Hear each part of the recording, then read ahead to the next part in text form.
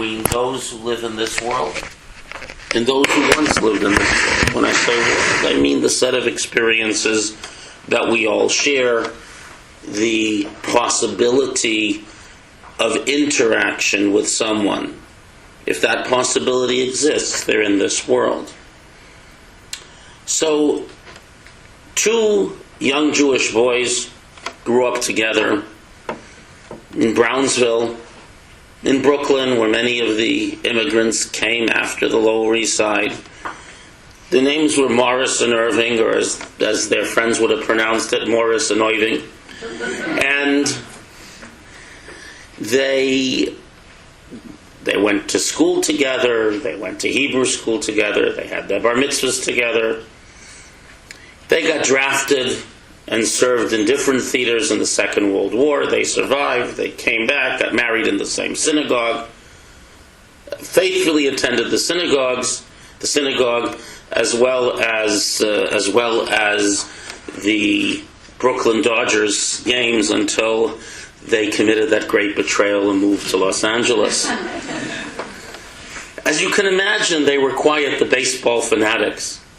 So one day, transplanted to South Florida. We all know South Florida is Brooklyn 50 years later. And they're sitting around, they're well into their 90s, and they say, look, we wish each other long life, but I need to know something. So Morris says to Irving, listen, let us make a pact, a holy pact here in the synagogue, that whoever passes away first, you will come back and answer this crucial question that has been bothering me greatly, that has really been bothering me. And that is there baseball in heaven? I know we're going to go to heaven, we've been pretty good people, but is there baseball in heaven? Several years go by, and Irving is the one to go first. One night, Morris has a dream.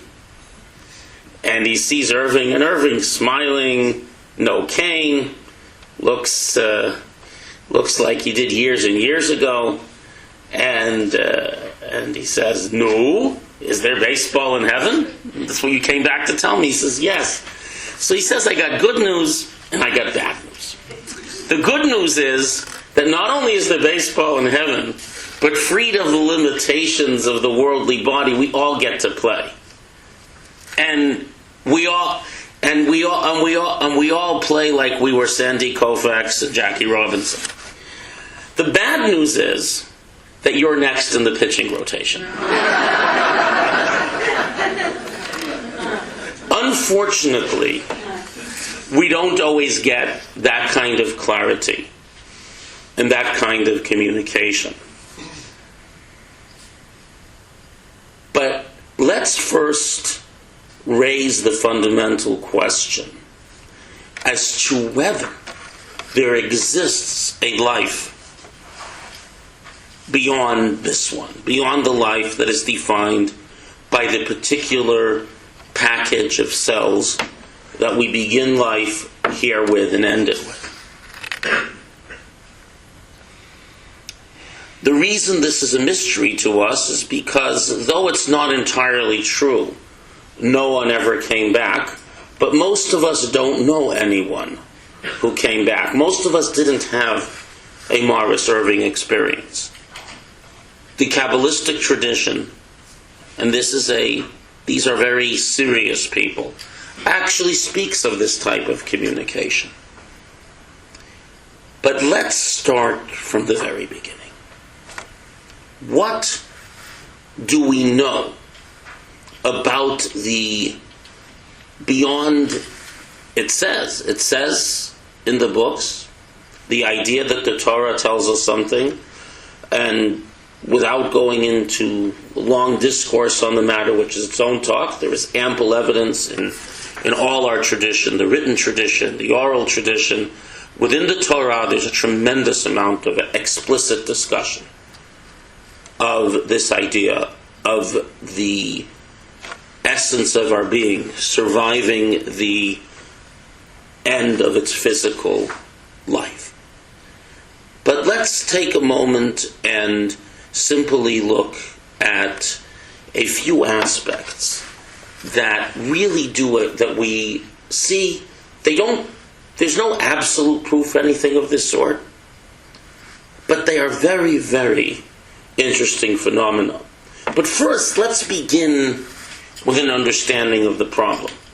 The reason why we have trouble conceiving of an existence beyond the one defined by this body is because everything we experience, we see with physical eyes.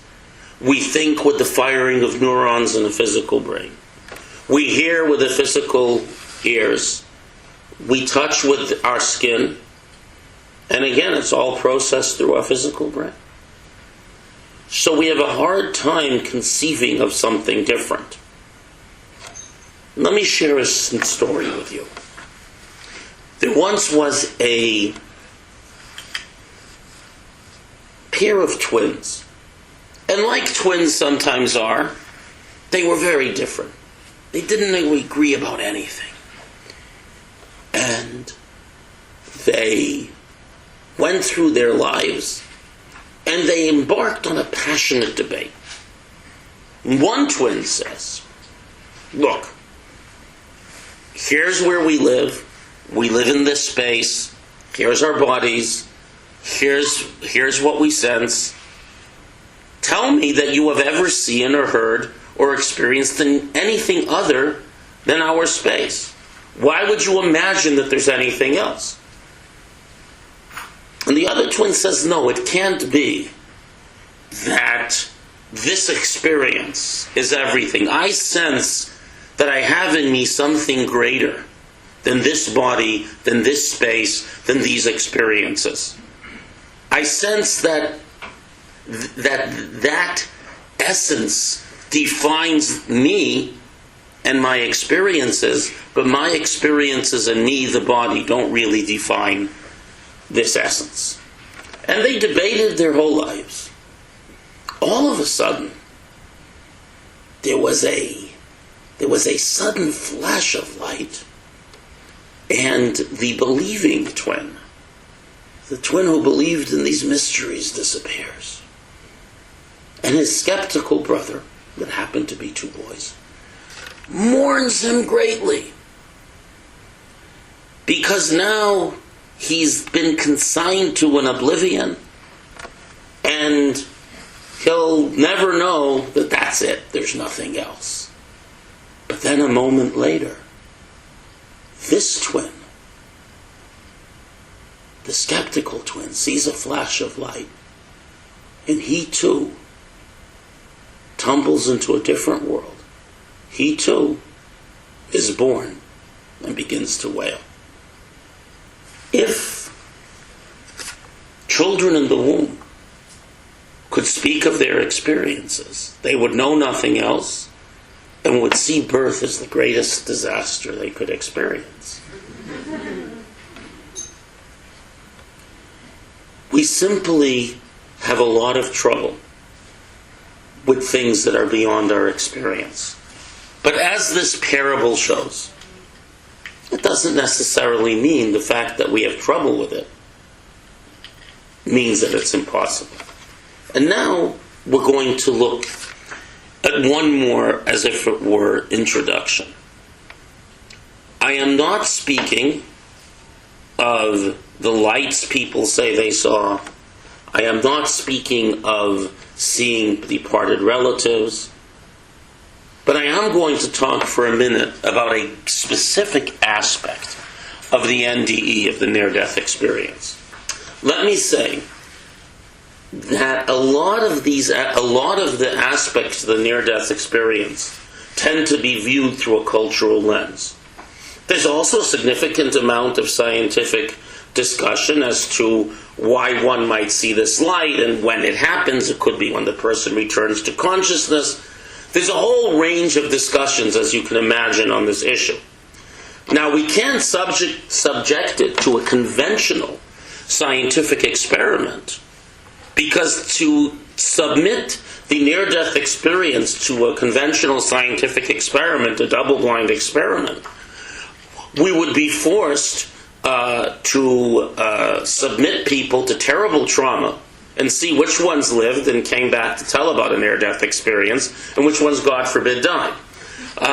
Even the most devoted scientists would consider this, hopefully consider this highly unethical. So we can't do a double-blind experiment. What we can do is look through the experiences. And there's one aspect of the near-death experience which has been repeated many, many times, which is instructive. Let me share with you the particular story that I heard from someone that happened in his childhood. He lived in a neighborhood where several people had pools, and he describes how one of the neighbor's children, someone forgot to close the gate, she climbed over the gate, whatever the story was, she fell in the pool, she couldn't swim, and she drowned. One of the boys next door, teenager, is walking by, tall kid, looks over the hedge and sees the kid floating face down in the water. Jumps over the hedge, grabs her, he had done a lifeguard course, he resuscitates her, and she survives. So my friend tells me that she told her parents at the time that she saw herself, very, very common description, she was sort of hovering over the scene. She sees her little body floating in the water. She sees the boy jump over the hedge and pick her up, and so on. Now, there are three interesting aspects to this story which are repeated in many, many of the NDEs. One, even if she was conscious, she couldn't have seen what she described. Two, her parents didn't tell her anything about what happened, not wanting to traumatize her. And three, she mentioned details that they subsequently investigated that she knew that her own parents did not know until they interviewed the young man who had saved her. And there are numerous stories like this, which tell us what? They tell us that seeing is not entirely in the eyes, and feeling is not entirely in the skin, and that there is an I and a self that can be conscious and observed that exists independently of the functioning of the brain, because in these cases the brain was minimally functional. There is a story that is told by someone who wrote about these issues, and not having heard the story with a chain of provenance like the last one, I can't vouch for it.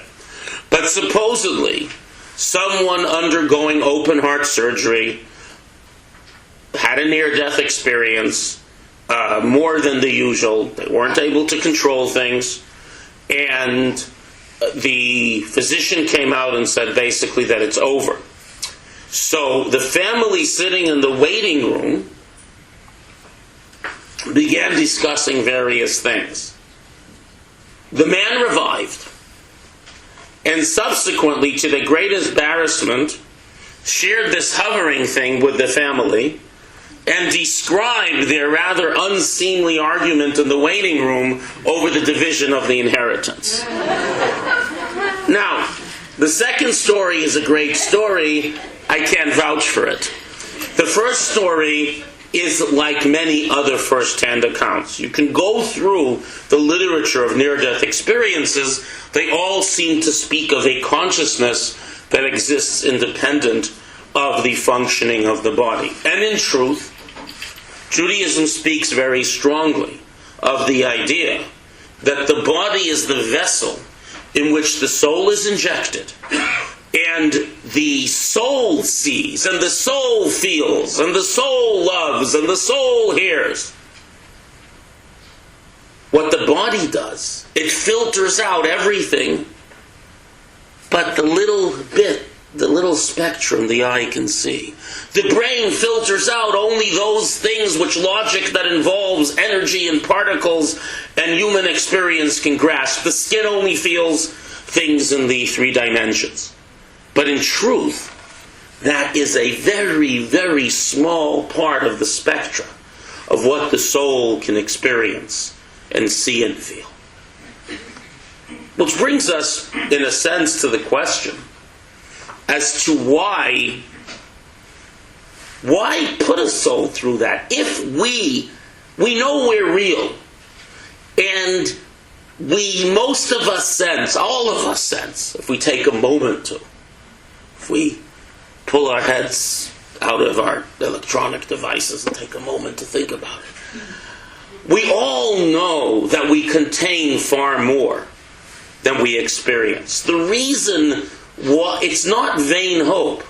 We sense that life doesn't begin at birth or end at death because this is more real and more reasonable to us than the opposite. Like the skeptical twin, we may convince ourselves otherwise. But the natural human inclination for all of humanity and all of history, and even technology, and all this brilliant scientific advance hasn't changed this. We do have this sense.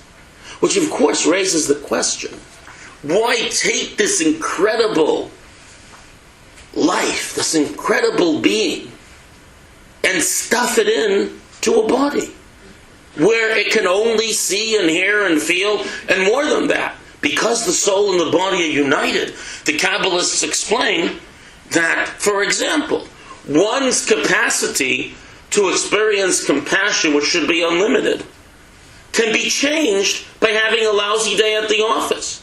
Your capacity to pray and meditate with intention can be affected by a cold. Can you imagine? The ability of your soul to soar and connect with the larger reality that it's part of can be profoundly affected by a few swollen mucous membranes. But it's true. Why push us into this place? And if we understand why we get squeezed into this narrow space, we can also begin to understand why we're here. And this will in turn lead us to the capacity for meaningful communication beyond this life. But let us begin by going to some themes of the Kabbalah, of the inner dimension of Judaism, to understand, which is, by the way, not of Judaism. This is what has been transmitted through the Torah, through the Jewish people, but it exists as a, shall we say, for the benefit of and expresses the reality of every human being. So let's begin with an understanding as to why this communication is at all possible. So you have here the term Or Ein Sof, which means the light of the endless. There is a reality that is the source of everything, the beginning of everything, the end of everything, the consciousness of everything.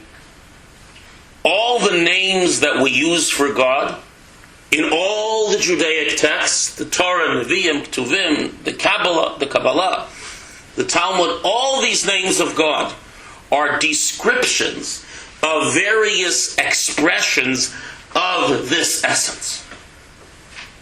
But this essence, the Kabbalists say, is not a God as some puppeteer, as some puller of strings, as some manipulator of robots in a factory, but rather this essence is the stuff of everything. We are extensions and expressions of it. So imagine if this being, when we say the light of the infinite, we mean its expression. Imagine an infinite membrane that is now, it is bent, it is shaped in such a way that some expression of it somehow is able to squeeze itself into a body.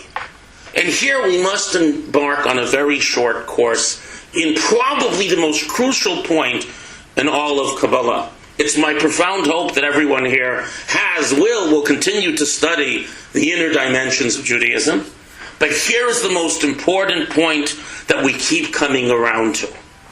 And that is Now, Reb Meir ibn Gabbai, a survivor of the expulsion from Spain in 1492, one of the greatest Kabbalists, writes that if you are to say of the Ein Sof, if you are to say of this source of all, that transcends all the names of God, if you are to say the Ein Sof has the power to be expressed in the infinite, beyond, greater than, infinite, beyond understanding, but you are to say that the Ein Sof does not have the power to be present, bigvul, in limitation, so then you are negating the Ein Sof's completeness.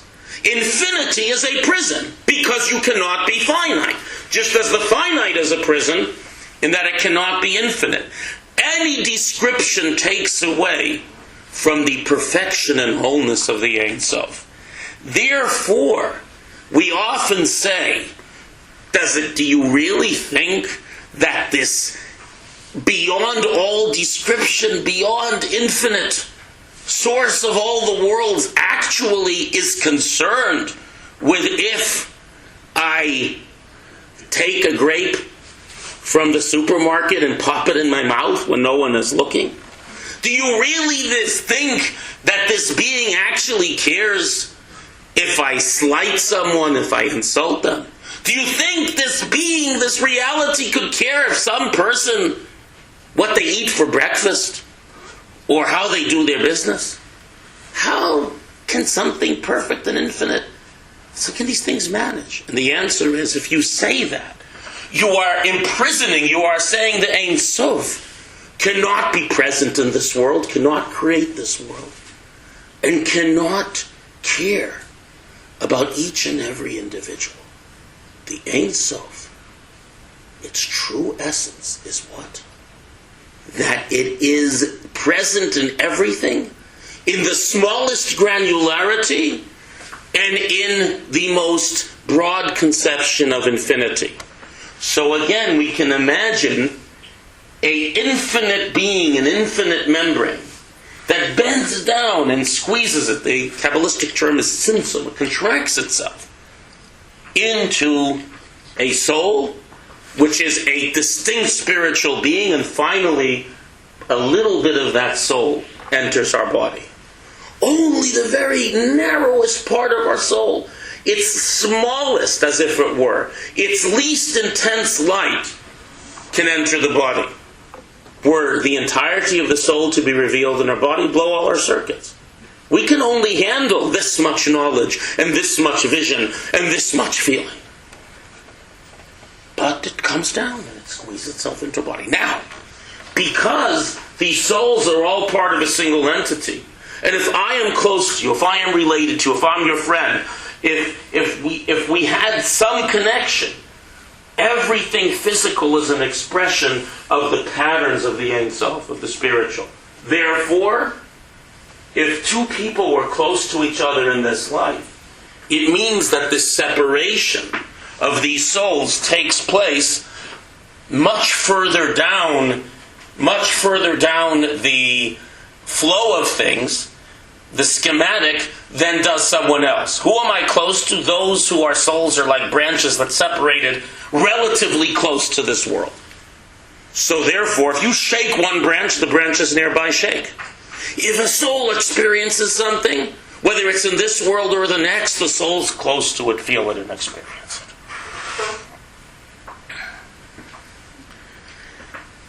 The fact is, though, we can't control this, but it does happen. And it happens to more people than we think.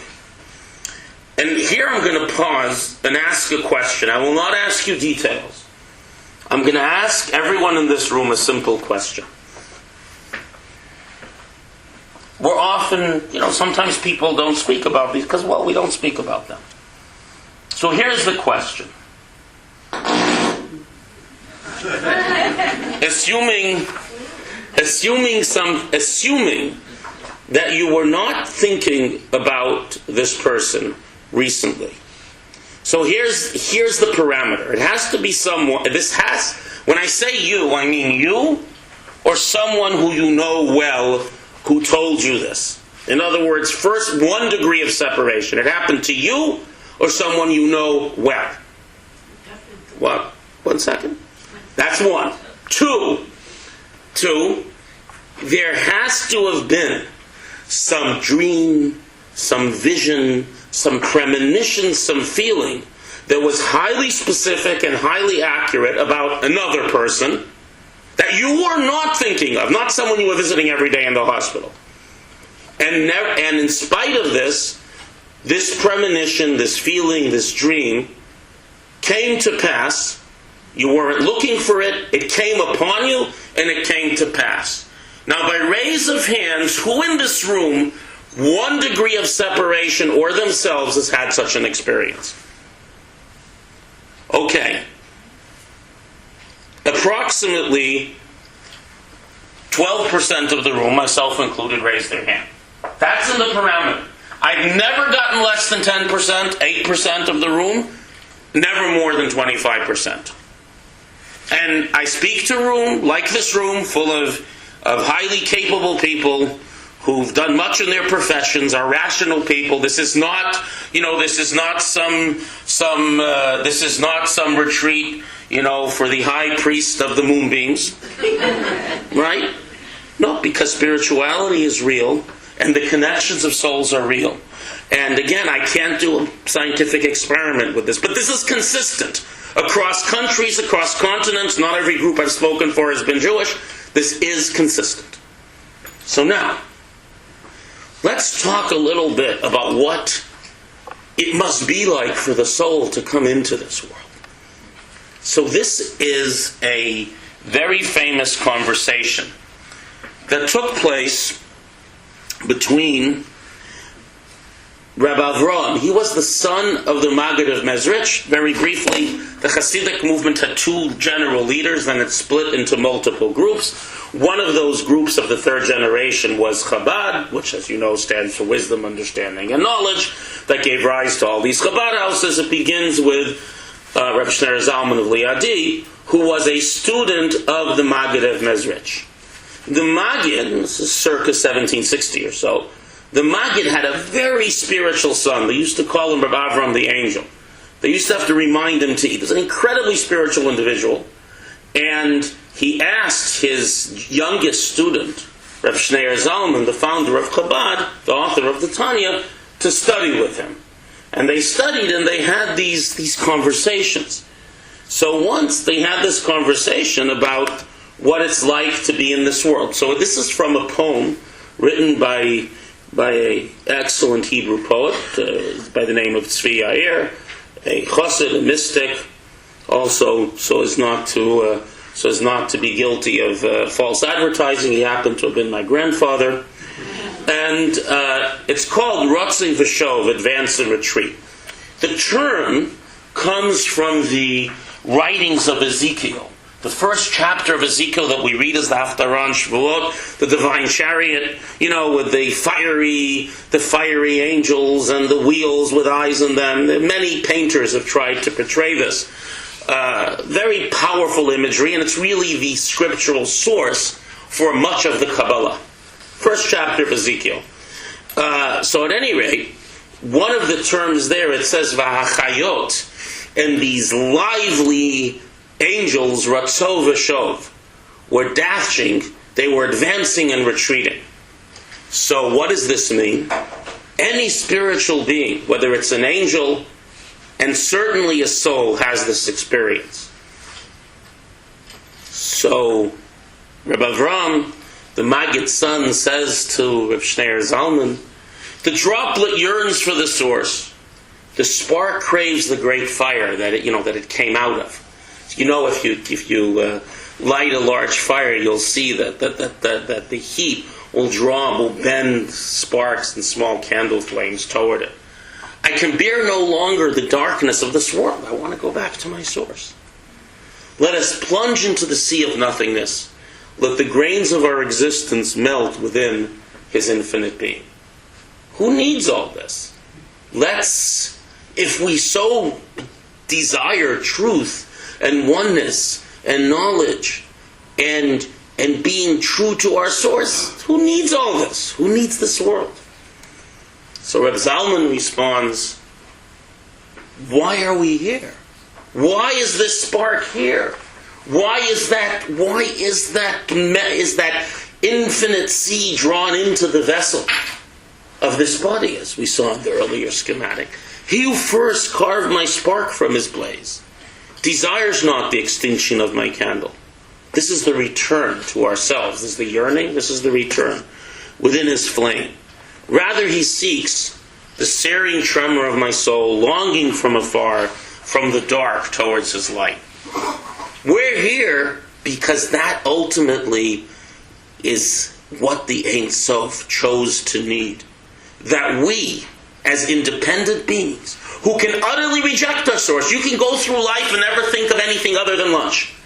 Good. But we have the ability to transcend that and on our own to choose to recognize that we are one with the Ein Sof, which we do in ways that are deeply connected with life in this world. So with that understanding, we can understand a few things. One, there is this profound reason for coming here. Two, we can only get what we came here to get here. Three, that means that as much as the soul here yearns to be connected to its source, and there are so many times that if we think about these things, we feel frustrated by the limits that this body and this world impose upon us.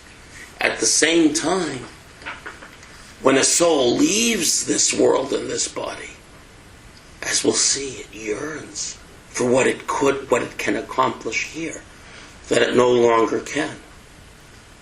And this is the kernel of the communication we will speak of.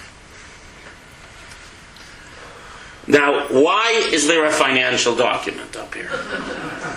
This is the famous one example of the famous risk-reward matrix.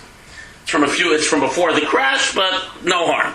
And basically, as you can see, that up to a point, the risk and reward are commensurate. The Ein Sof, what is the Ein Sof? It chose to be this way, but the world the Ein Sof created, what the Ein Sof is missing, what is the Ein Sof missing?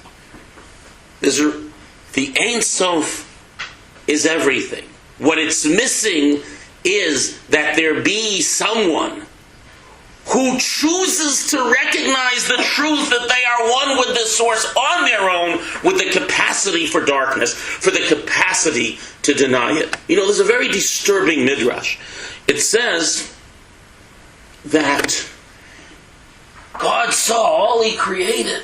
V'nei tov mod, it was very good. Says the midrash, good, that's life. What is very good? The angel of death.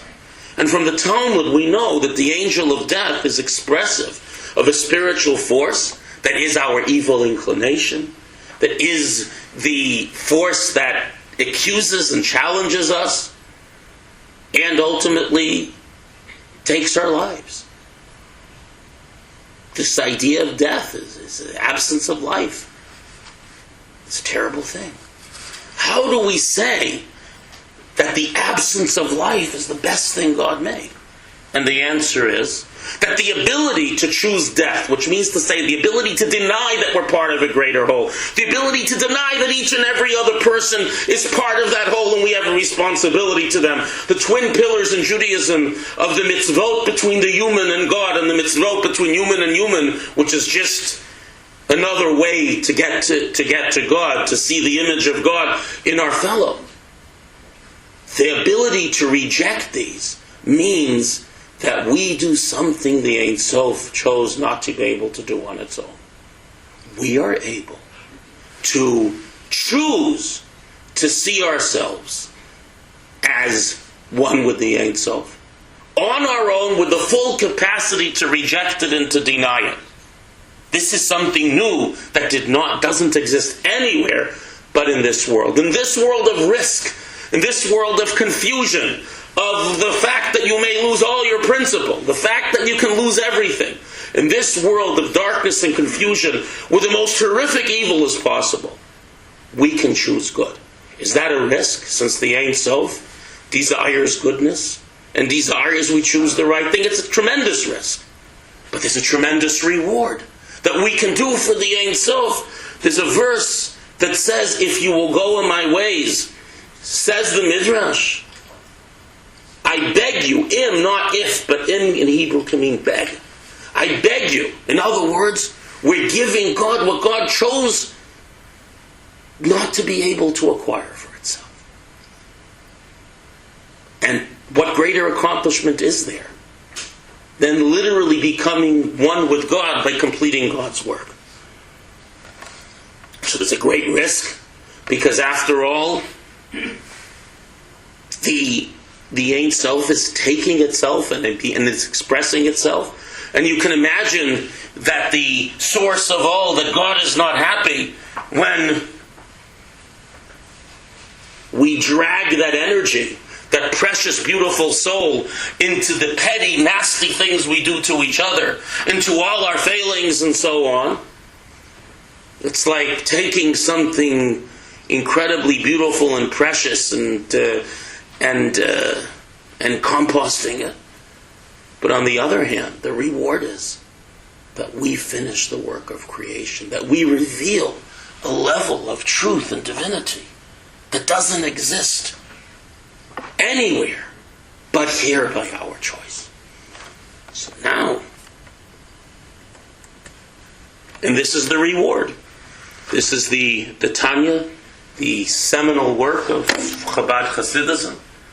This is in fact the whole purpose of the human. And the purpose which just for the record, I've said it before, but I say it wherever I go, I should say, that in Hebrew, the neutral and the male are the same. When we talk about a general population, unless it's talking about men, the he and the man in Hebrew means men and women, or it can mean just men. I'm saying this because I don't change the gender from the standard text, but no one should feel left out. This is the whole purpose of man, which is different from English. And the purpose for which he and all the worlds, both upper and lower, were created. Why? That God should have a dwelling place here below. What does below mean? In this world. In a world where we can choose evil. And more than that, in the physical world. Physicality just says, I'm here. This lectern, my body, the fire extinguisher, the window, the tree, they just here. We don't see our life, our soul, even our mind. We feel it's connected to something larger. But the physical stuff of the universe is just here. You could accept it, use it, eat it, sit on it, lean on it, drive it, and all those physical objects, you're never forced to say anything other than they're here, and they seem to be there all by themselves. This idea of physicality, that it has the capacity to completely deny a connection to anything else or anything higher, this is the ultimate darkness. Where we could completely go through life without ever thinking of anything deeper and higher, when we take a physical object and we say, you know what? This quarter that I worked for, it's part of everything I worked for. And apropos of the famous parable of Adam Smith, the first true modern economist, about a jacket that comes from so many places and so many people are involved, this division of labor idea, think of everything that went into that quarter or that dollar. And I choose to take all those threads of this physical world, and when I give it to charity, altruism makes no sense. I am giving it because I recognize that it's really part. It says nothing, but I know it's an extension of the Ein Sof, and I return it where it belongs. Same thing with the lever of the tefillin, the fruit of the etrog, that flame of the Shabbat candle, and so on and so forth. Lubavitcher Rebbe was once asked by someone who says, Judaism, all of it, between man and God, and man and each other, it's so hard, it's so challenging. Why did God put me here if it's so darn hard? And the Rebbe responded, Lubavitcher Rebbe responded with a question, because Jews, as you know, always answer questions with questions. What is more valuable? A perfect photograph by a fantastic photographer, a famous one, a world-famous photographer of a sunset, or that same beach, that same ocean, that same sunset, painted by one of the great masters, whatever you say a great master is. The answer is as valuable as the photograph is. The same period, Ansel Adams' prints are valuable, but Picasso's go for a lot more. Why, the Rebbe asks? Says the reason is because in one case, no matter how skilled you are, you're replicating what's there. In the other case, you have to create it out of yourself. You have to express what it says to you. You have to make this be out of literally nothing from within yourself. That is the far greater challenge. And that is why we are here. But it's only possible to do this below. It's only possible to do this right here. Where there's chaos, where there's evil, where we can make every kind of wrong turn and, in later perspective, foolish choice. In the world where you saw the soul expands, in the world where everything is clear and organized, where there's no chaos, there's no choice, everything's obvious. If every time we did something wrong, we did something unethical, we got zapped by a huge lightning bolt, and every time we did something right, we found a winning lottery ticket in our pocket, there would be no free will.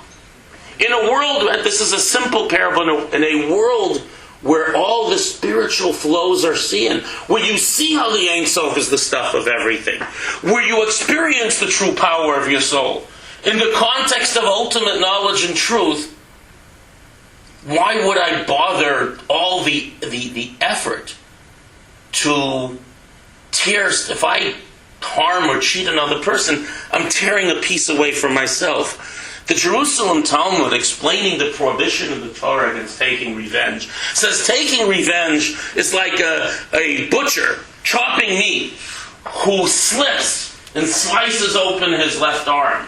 In fury, he grabs the cleaver and slices open his right arm. He got revenge. He has double the pain. If we understood that we're all part of this single soul, we couldn't harm each other. So we could go on and on, but it's clear where the spirituality, where the essence of our souls are revealed and not squeezed into the body. Everything's obvious. There's no choice. And therefore, we are not creating anything new out of the chaos that even God chose not to be able to do anything about except us. So now, I'm going to conclude with a few points. There is more to say, but I want to leave it to you to elicit that. First point, that it is absolutely possible that we communicate with those who are in another world. And one point is very, I think, crucial. As much as we suffer, and many of us have suffered loss, the real suffering in this case belongs to us. The soul returns to its source. It sees the whole picture. It experiences the good that it did in its life. Whatever wash and rinse cycle, as if it were, whatever clarification and lessons it needs to learn on the way to seeing that truth to make up for whatever negativity we might have created. In the end, it's all learning, it's all vision, it's all wholeness, it's all truth, it's all good. The soul sees the whole picture. We don't. We're the ones who have the loss. The soul, it sees, it knows. We don't see, we don't know, we don't feel.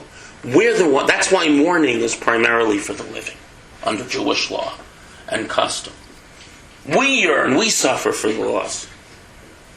We don't see our loved ones at the joyous events of our children and grandchildren and great-grandchildren and so on. The Kabbalists say, it's a tradition that's actually passed down through the particular chain of Kabbalists that became the family of the Lubavitcher Rebbes. And this is something that the Rebbe remarked on often. There's a Kabbalistic tradition that the souls of up to 3 generations of departed family are present at any simcha, bar mitzvah, wedding, a brit of that family. Sometimes people, I'm sorry, at any Jewish life cycle event, any point of joy, they're present, they're there. We don't see them necessarily. We don't feel them. So, now we need to understand what can we do to communicate? Can we guarantee, can I or anyone here guarantee that we will have in a dream, in a vision? People have reported this sense. Something, because the purpose of creation is what we do in this world. That's why a grave is holy. That's why we visit grave sites. Because the body was the vessel that did all the good this soul did. And indeed, without the body, the soul's activities would be meaningless. It's specifically the transformation and the connection of the physical, from it taking it out of chaos to making it into divinity. To use a parable in the Kabbalah, taking the cold, frozen ice of this world and with the warmth of the soul, turning it into life-giving water. That's what we do. So the body's the vehicle for that. So always something of all this good hovers around, remains connected to the body. There's always some connection. That's why we tend a grave. That's why we go there. That's why we sometimes feel something there or in some other situation. But there's no way to guarantee these things. So this brings us to the question, what is there that I can do that is a meaningful communication, an expression of my love, my caring, my affection for those who are no longer with us in this world? So the response to that is that even though it seems to be a rule, that once we've left this world and we are in a world where everything is clear and defined, there no longer is the risk. The risk is made of chaos and unknowns and opportunities. All that unorganized mess that is this world, that we can transform into goodness, holiness, kindness, godliness, we don't have that in the next world. So it would seem that when we leave this world, that's it. There's what the most profound pain that a soul goes through in the next world? When it sees how beautiful the good it did is, and it sees all those missed opportunities. But it's too late! There is a famous joke about a wealthy man, a very stingy wealthy man, who goes to the next world, and he stands before the heavenly court, and the angels on the heavenly court say, you're going to need a lot of fixing. You're going to need a lot of repairing. You're going to have to go through the heavy-duty hot water wash and rinse cycle. Because you had all this wealth and power, and you never used it for anyone but yourself. He says, wait a second. I'm smarter than most. In Jewish tradition, shrouds don't have pockets. I had a tailor make a pocket in my shroud, and I brought my checkbook along. I'll do all the good you want. So the angel says, okay, let me go talk to God. He takes the check that he writes, goes to God, and God says, you know what? Here in heaven we don't take checks. We only take thank you letters. And this cute joke speaks of a profound truth. But there is an exception.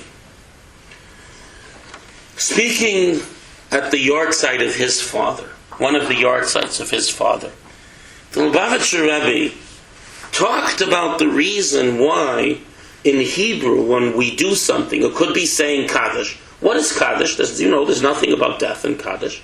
Kaddish is a public declaration of our relationship to God in all times and all places.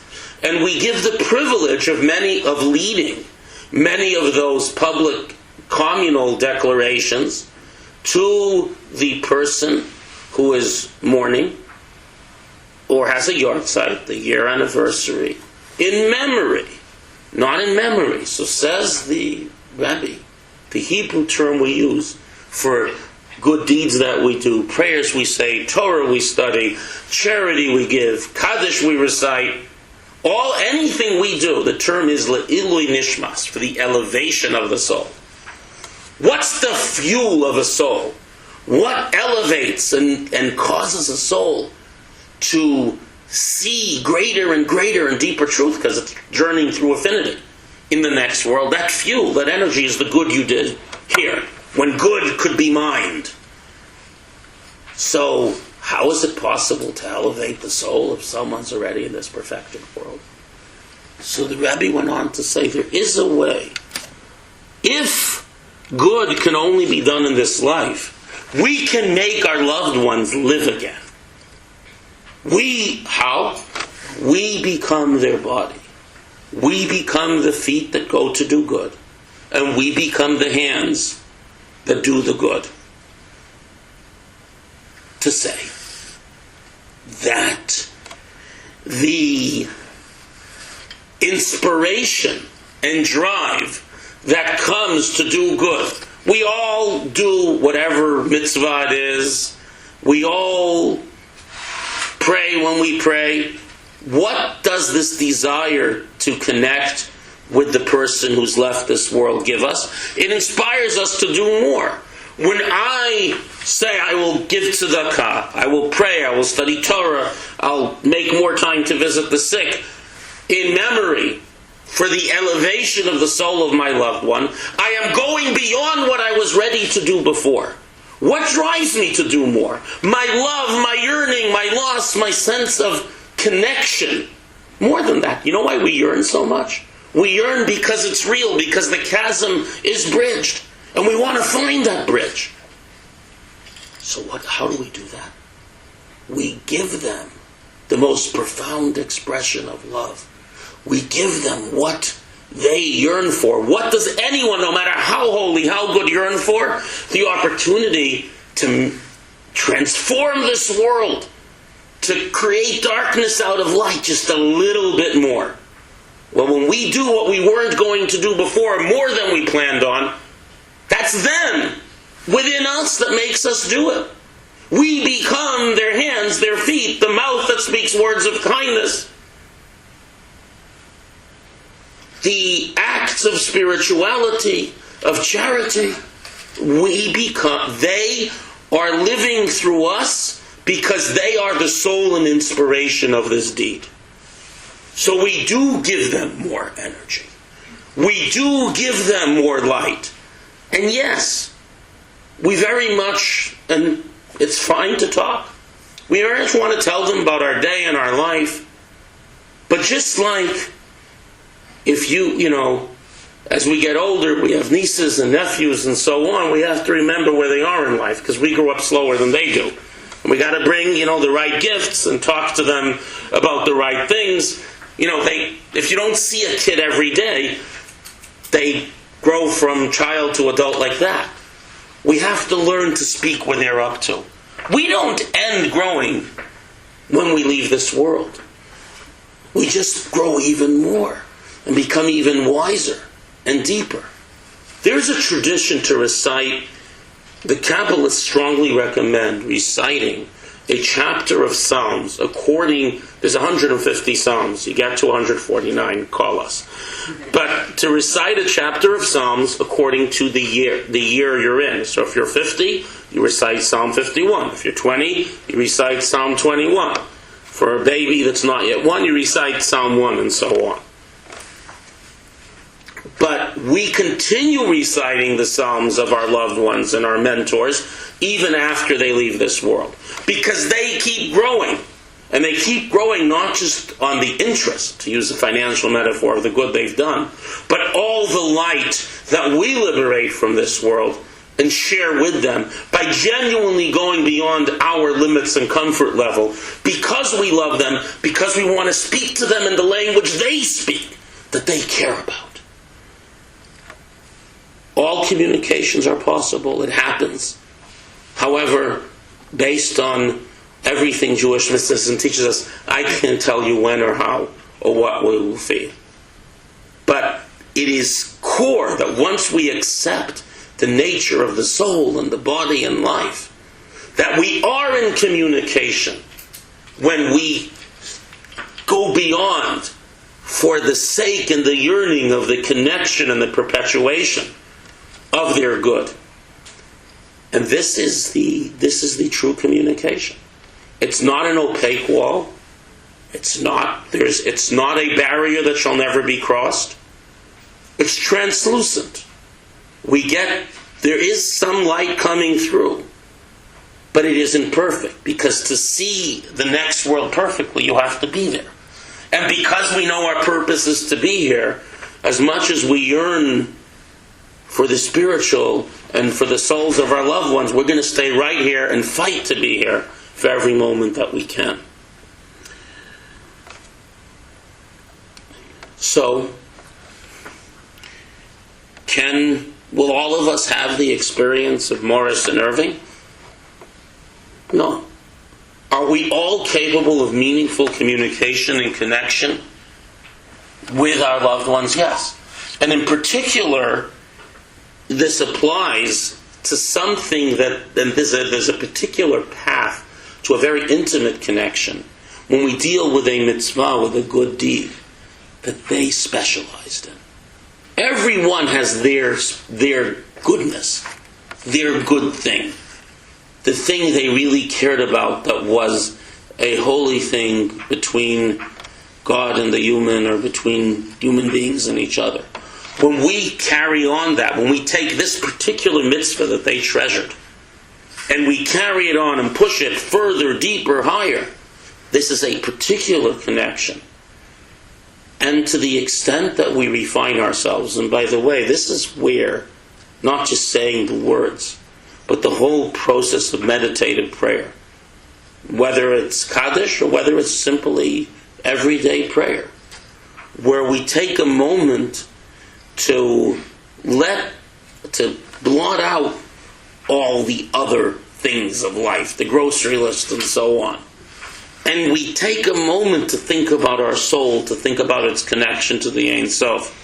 If we make ourselves that much more connected to the spiritual, we may better sense these connections, not just to the Ein Sof, but to the particular souls that we are close to.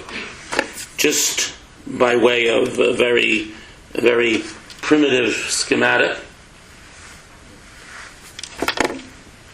as you can see, the souls ultimately all merge. So there are souls awake and asleep. The soul in a body, as you can see, that part of the soul that's in the body is very limited and hidden by the body. When the soul leaves the body, it's no longer bound. It can see much more. But these souls are connected. They're connected on their way up. They're connected. If you love someone, if you are close to someone, if you are related to someone, The providence is we were meant to be connected. We're close. And what we do, as the branches of the tree mentioned earlier, what we do makes a profound difference and is profoundly felt on both sides. Because it's also true that our relatives and those we were close to, our relatives and teachers and guides who have left this world, they do care about us. And every once in a while, where we're having some struggle spiritually, dealing with the, to use the metaphor, the curveballs that life throws at us and hits us on the skull with.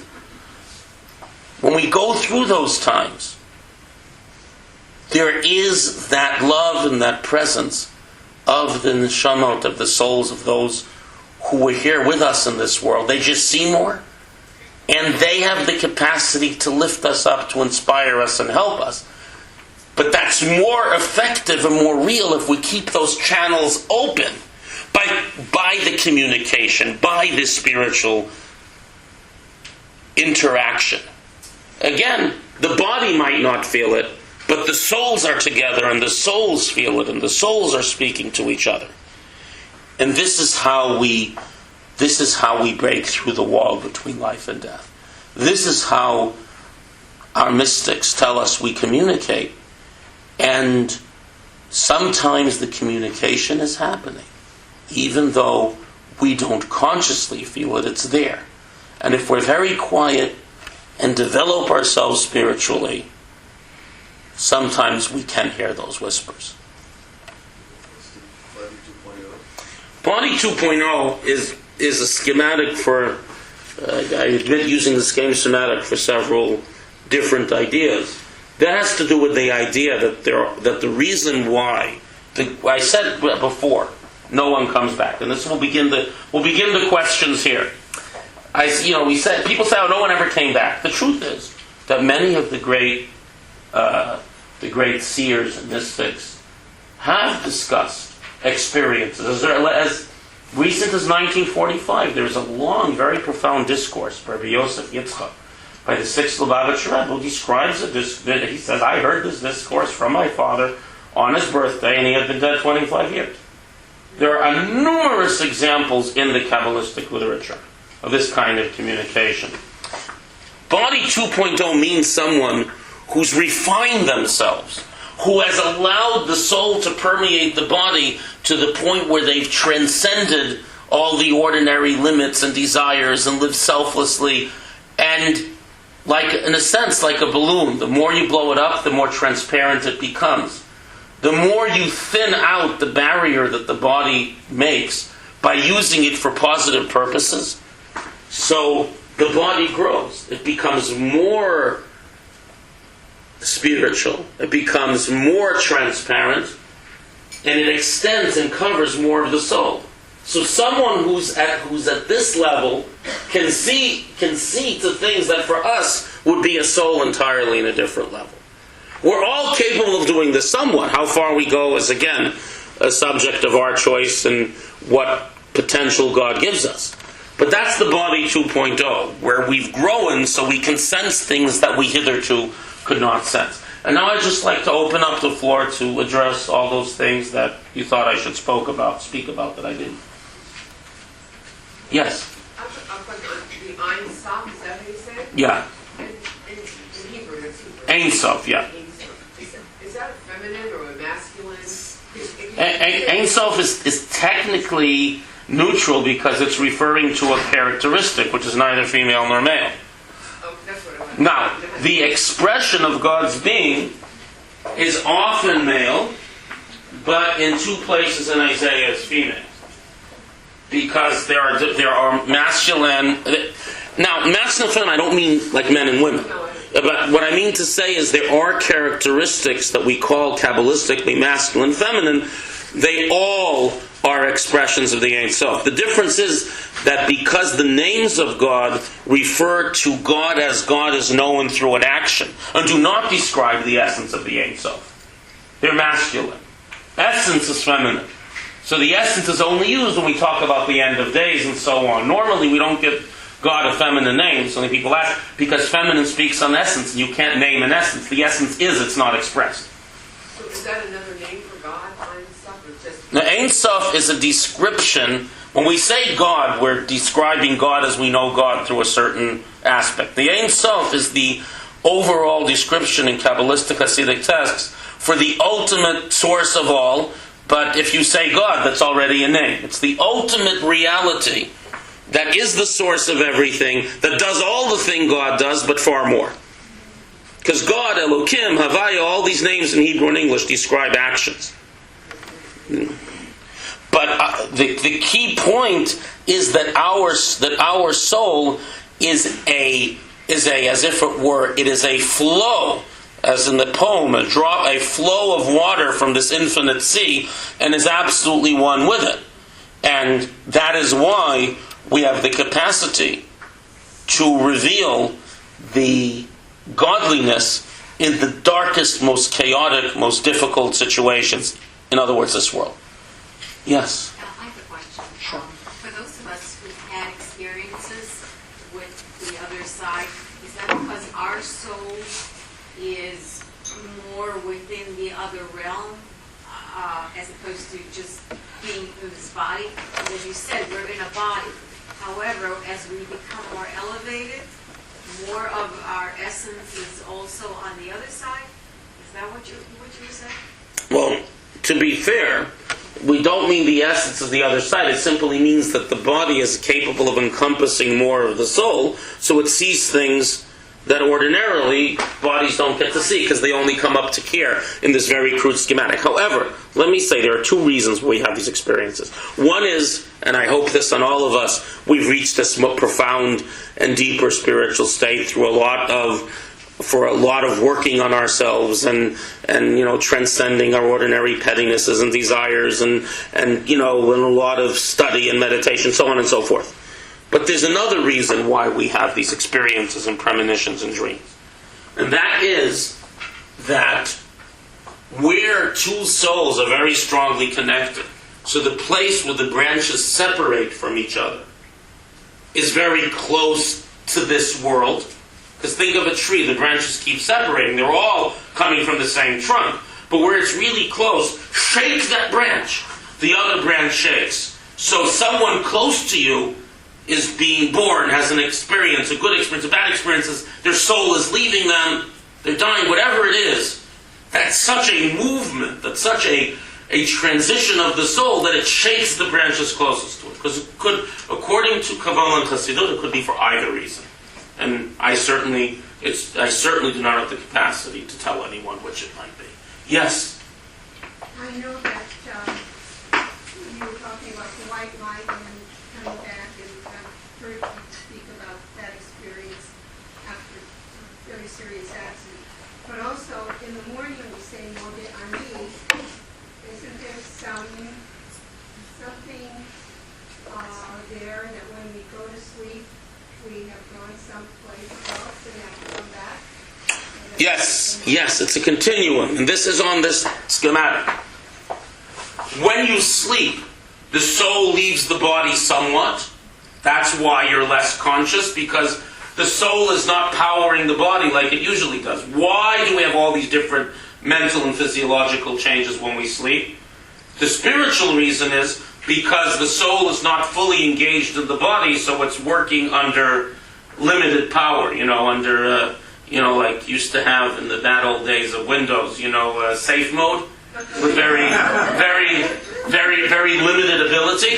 So what's happening here is that there's a continuum from daydreaming to actual sleep, to coma, God forbid, to the near-death experience, and finally to irrevocable passing away. It's a continuum. Some people with very lofty, very developed souls have this capacity to lift their souls to leave their bodies, see great things, and then come back with no harm. But that's because the soul is journeying less. Because for them, the sleep, the trance, the vision is a journey that begins much higher up. But it's a continuum. So that's why we say Nodani, yes. The Talmud says sleep is a 60th of death. Because it's the soul leaving the body. We don't lose all our abilities, but we lose some of them. And and there's a reason for this, by the way. We read before about the yearning of the soul for its source. Living in this world is like diving for pearls without scuba equipment. The soul has to enter this body, and it has to concern itself with the most ridiculously petty things, if you think about it, in order to be able to engage this physical world. There's a great Hasidic story about this, that two souls, one is leaving this world and one is coming up. And the one that's leaving sees the one that's coming down, sees the soul on the way up and says, "Hey, what's it like down there?" Says, "Ha, it's fantastic." This is an old story, hence denomination. It's fantastic. For a few kopecks, you can give charity. For a few more kopecks, you can buy an etrog. You know how old the story is. For a little bit of work, you can celebrate Shabbat. It's fantastic. So the soul going down to this world, who knows what these terms mean, because she's yearned for them her whole life, an eternity, to have the light of these mitzvot, says, "Wow, I can't wait to get there."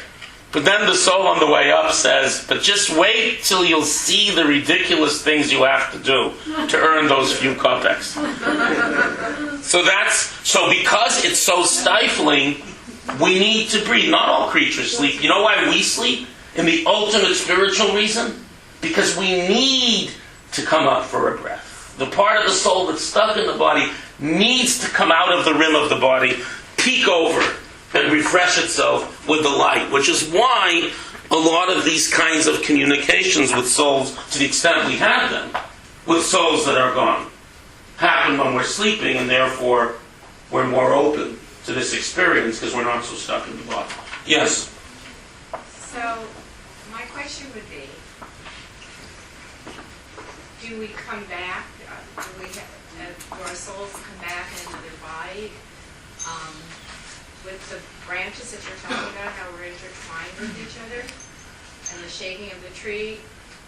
When I was a child, I had an experience that I walked into a place I had never been before, in a part of the country I had never been before, and I knew my way around. So I was like 8 years old, and to the rest of my life it has impacted me. That I knew exactly where I was, and I had memory of this place. But I had never been there before. Let me say something very important about it. This idea of souls returning, recycling, Gilgul is a fundamental principle of Kabbalah, indeed of Judaism. It would take another discussion that we don't have time for. I encourage you to find Rabbi Brisky, one of the other fine rabbis here, and study it. It's an important topic. However, because I always get asked this question, I just want to say that you're absolutely correct in the way you speak about it, with one exception. Not that you're incorrect, God forbid, but merely that the fact that someone experiences something in the past may not be because you were there. It may be, for example, because everything in the universe carries with it the spiritual trace of everywhere it's been. So, for example, as you know, most of the gold ever made in this world, because it's so valuable, is still there. Your wedding ring may have been worn, by one of the Egyptians, that the Jews took it off, when they left Egypt, and they gave them all their treasures and so on. It could have been anywhere. Could have been donated to the temple. Who knows? But the point is that everything carries with it a spiritual trace. So you could walk into a store, and there could be an object there that is made of iron or gold. There's a story with the Maggid about this. That had once been in your previous life, and that's what you're sensing. So again, with these things, we don't know a lot. We can't, anyone who tells you, I know what your previous life was, don't write him a check. But nevertheless, there is very often something happening. Because even though people say, it's the physical, psychological, and spiritual are all part of a continuum. They're all connected, and ultimately everything goes back to the spiritual.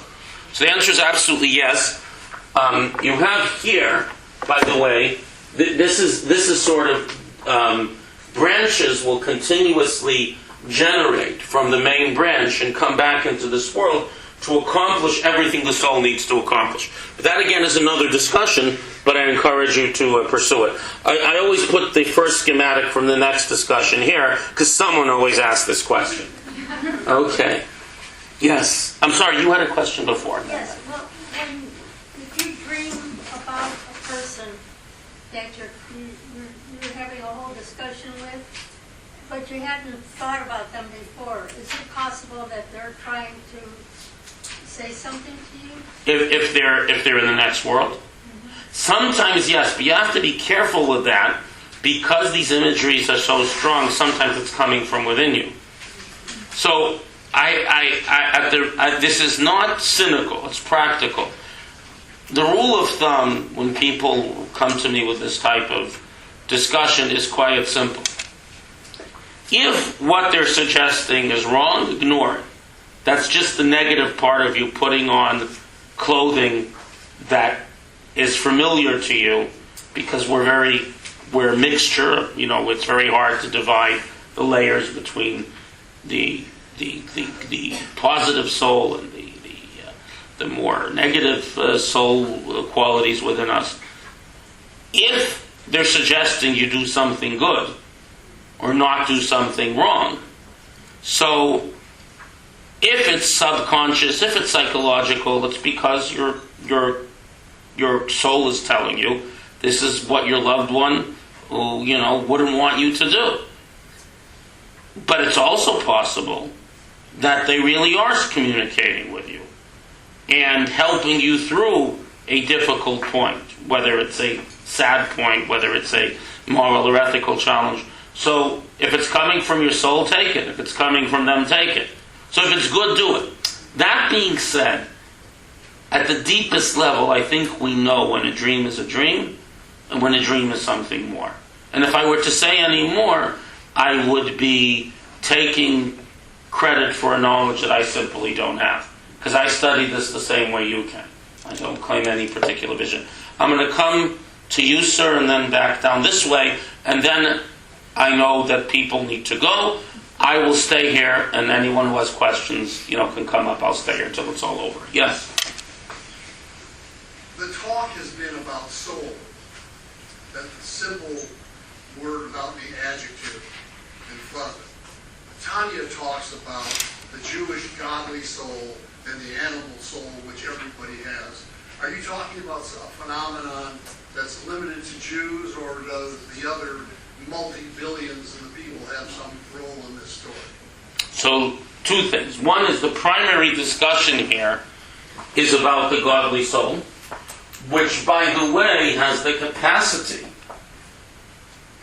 once it's stuck in the body, to actually choose against itself. The Zohar says that the godly soul, that extension of God, under the urging of the animal soul, which is the negative inclination we spoke about, the concern with lunch, as if it were, that soul makes the choices, and that soul goes to the journeys we spoke about. As far as your question about Jews or non-Jews, or as the Lubavitcher Rebbe preferred to call them, Noahites, because we're all children of Noah. In addition, we are children of Abraham and Sarah. The Lubavitcher Rebbe addressed this question, and he made the point that since that it's very clear from the Torah that we expect everyone to exercise free will to do their mitzvot, because, as you know, every human being has an obligation to perform the Noahide laws, which in turn represents actually several hundred of the topics dealt with in the law of the Torah. So therefore, he says, it's obvious and clear that every human being has an analog of the function of the godly soul discussed in Tanya. It is absolutely true that a Jew has a particular soul for its particular mission, which is a particularly demanding mission, as you can see from the opposition to it throughout history. Anyone who yearns for such a power. Anyone who yearns for both this spiritual force as well as the enormous obligations that come with it is welcome to come take it, as you know, though we do not seek it. But every human being has a soul, which is their godly conscience. Every human being has the type of free will we talked about tonight. There is a distinction of the Jewish soul, which is free for anyone who truly wants this burden to come and take it. I hope that answers your question. Yes? I think that I was visited by a ghost, but not a very nice ghost. Are there ghosts? As the gentleman just asked the question, we struggle with two souls. In other words, we struggle with the battle between the godly soul and the soul whose life, whose vision, we say the evil inclination, the angel of death, the animal soul, they're all the same thing in essence. The animal soul is the physical vitality, which also tells us that I begin and end here, and the only thing that matters is what makes me feel good now and here, which precludes other people and precludes transcendent spirituality, mitzvot, and so on. That's the struggle.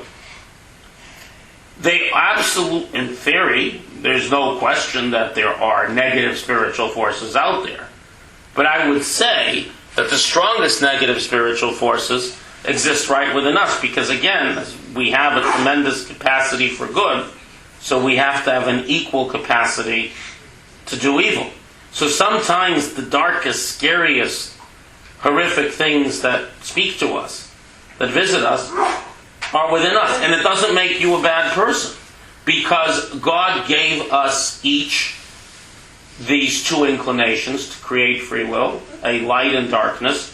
And the greater your potential for good, for starting, you might transform it. But when we start out of the gate, the Talmud says the greater your potential for good, the greater the power of your godly soul, the greater the power of your dark side.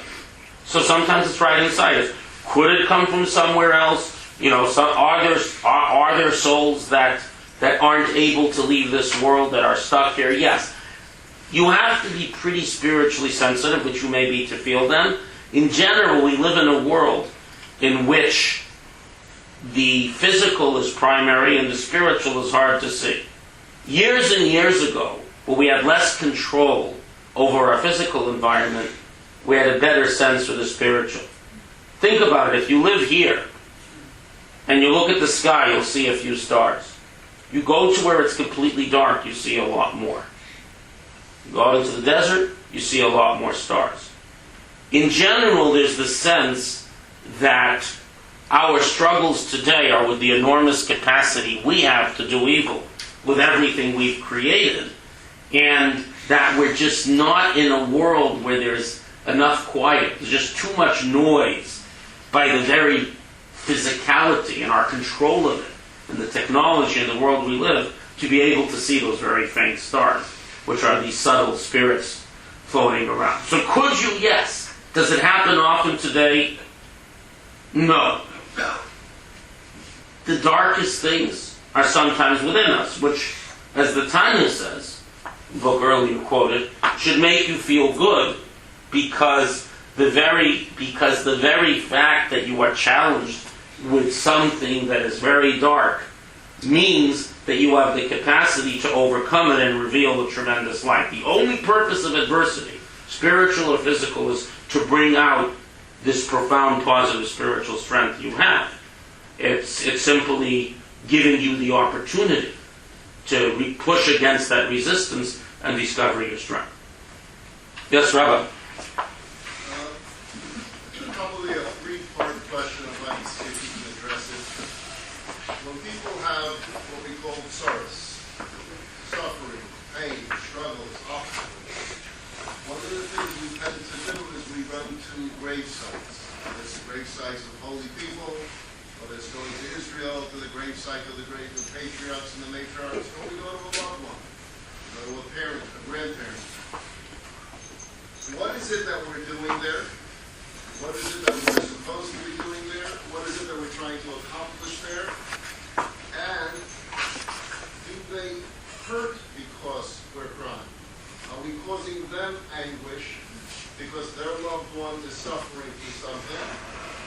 And what could they do to heal our pain? So let me sort of go backwards.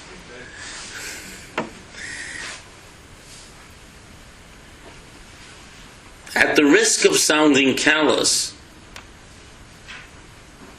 when you see the whole picture, we're meant to experience our suffering as suffering. It's our job to alleviate each other's suffering. But in the grand scheme of things, I won't say there's a reason, God forbid to ever say such a thing. It's a negative commandment in the Torah to tell someone you're suffering because of this. It's something not allowed. But in the grand scheme of things, there is a greater purpose and a healing, whether it's in a full lifetime or multiple lifetimes. So I would say that the souls that see the whole picture might not be suffering as much as you are, as I am. But the fact that we're suffering because we are here and this is all we know, I'm sure bothers them greatly. And we see this. And they may know this without you going to a gravesite. The purpose of going to a gravesite is essentially we're asking these people, our loved ones, holy men and women, to join us in prayer. As we all know, that prayer has the capacity, basically, prayer is the act of drawing down a new spiritual energy that wasn't there before. If I'm lacking life force, I have some trouble, that's darkness, that's death, that's a lack of life force. I need to draw down a new life force. We all know that we pray for each other because where I genuinely care for the other person, multiple people seeking to draw down this light have the capacity to do so with much more power than we do as an individual. This also applies to those who are in the next world. We go to the gravesite because there needs to be a connection, as we just discussed, between them as they are in the next world and us in this world. What's the connection? The body is attached to, because of the good that the soul has done, the body and soul together have done, the body remains attached to the soul. It remains attached to this being that did all this good in this world. And when you go there, you are now in the presence, to some extent, of a body and a soul as you are, and then you can pray together. It is about this capacity, as it says in one of the mystical works written by the second Lubavitcher Rebbe about visiting the graves of the righteous in this case, that because the soul and body remains connected at some level, it is literally like you're there in their presence, seeking their prayer with you. Because when we ask someone to pray for us, we're asking them to pray together with us. That is why we go there. There's a more basic reason that we invoke our memory of their good, we invoke the limits and shortness of life, we invoke their selflessness and sacrifice for us, and this inspires us to act this way. By inspiring ourselves to change, we draw down new life force. But on the deepest mystical level, we're there because that is where we are like them and they are like us. Here is a body and soul, and here is a body and soul, and we are praying together. And they absolutely can help. As, again, assuming, but the idea of God hearing a prayer, very often sometimes it has to do with what God plans on giving. Some things are inevitable. But many other things, it's there, we have to reach up and get it. And together, standing on each other's shoulders, we can reach further than we can reach on our own. To use a simple metaphor for a deep idea. What I want to do now is, simply because the hour is late, I am right here. Whoever had a question, I don't know if I have the answer, but I'll be happy to sit here and talk to you for as long as you want to. One question.